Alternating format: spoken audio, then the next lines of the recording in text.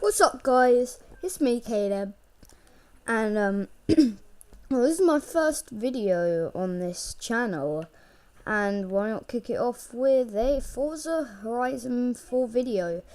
Today, this is going to be a tutorial on how to make your car good at drifting, but this is only going to be for beginners. If you guys are looking for more advanced tutorials, I'm sure there are more, so let's get right into the tutorial. So first of all, what you need to do is upgrade your car. You should really make sure that your car is upgraded, powerful, and has as much power in it as possible. Well, not as much power, but just to keep it going.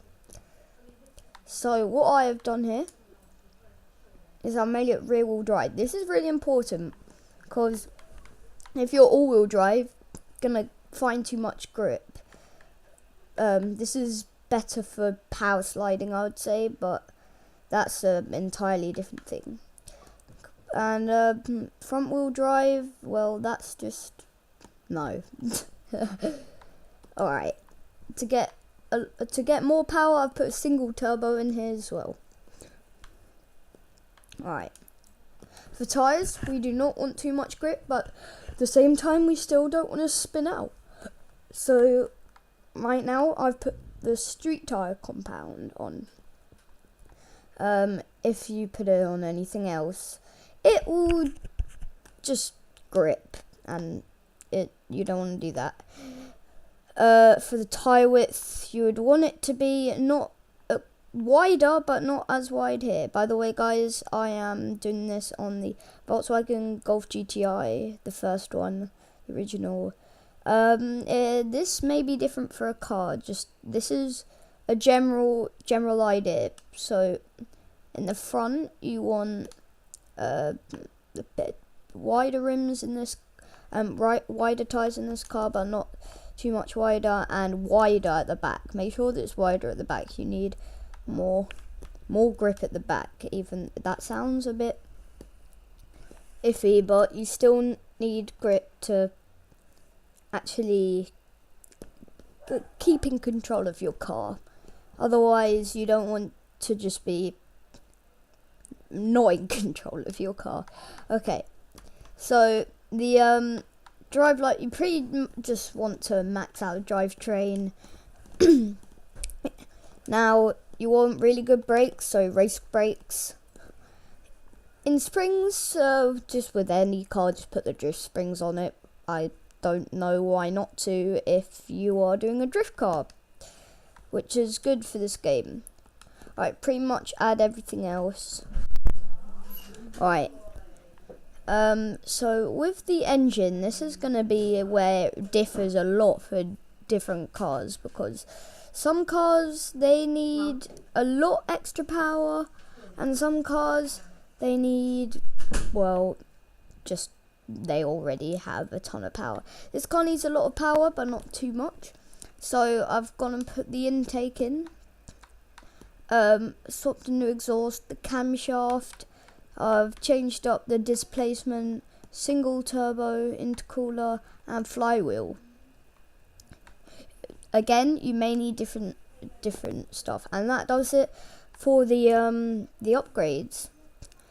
For the tuning, we'll get to that later after we test out this car.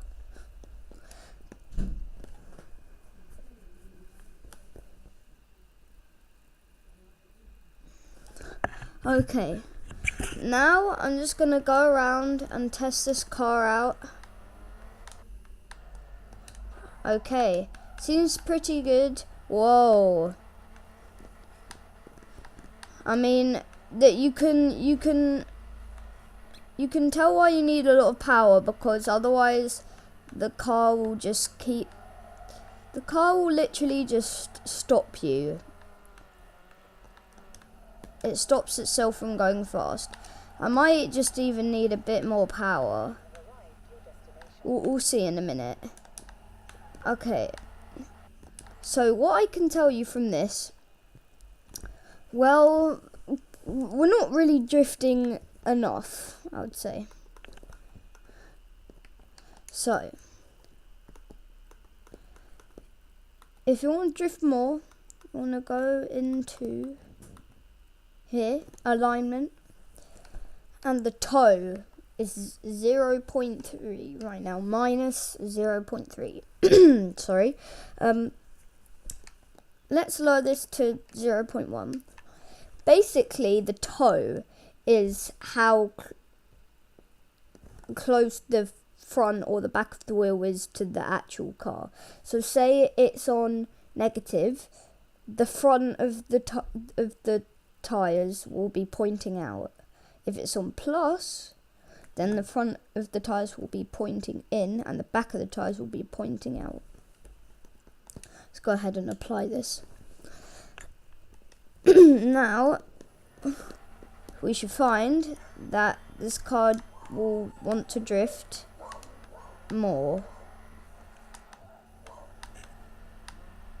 Here we go.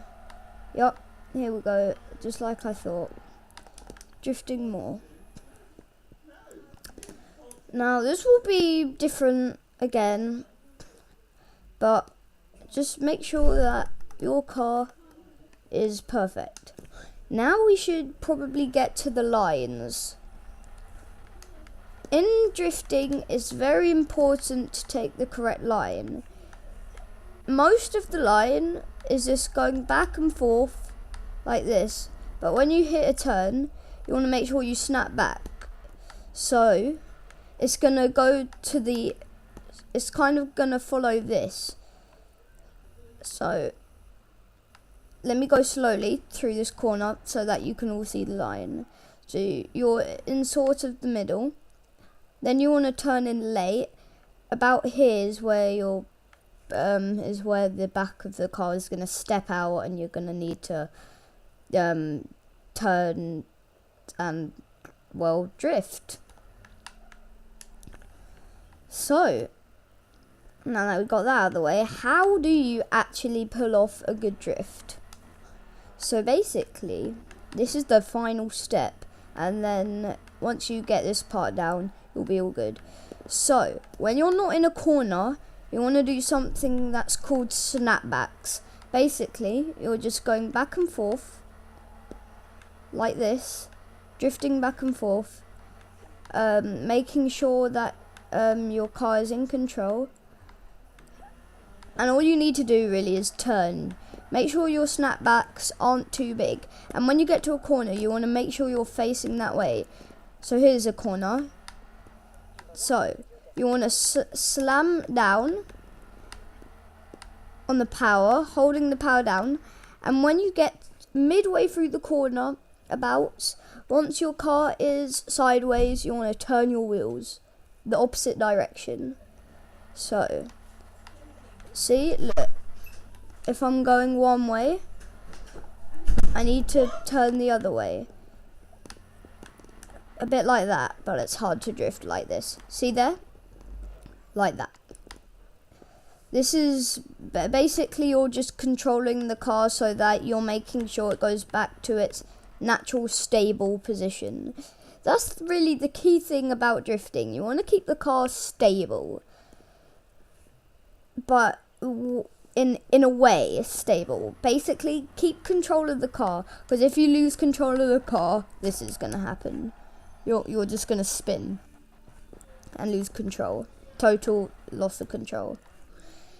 With a tight corner like this though, see over here, what would be good is if you just dab on the handbrake like that. Just dab the handbrake lightly, and what you should find is that you get around the corner much faster and much easier with ease. So after practicing this, I would say that would be good for getting it down. After you've nailed that, you're a pro drifter. Well, a pro drifter to me, because I am not good at drifting. So guys, this was drifting for amateurs, for people who want to get better. Thank you guys for watching. and peace out.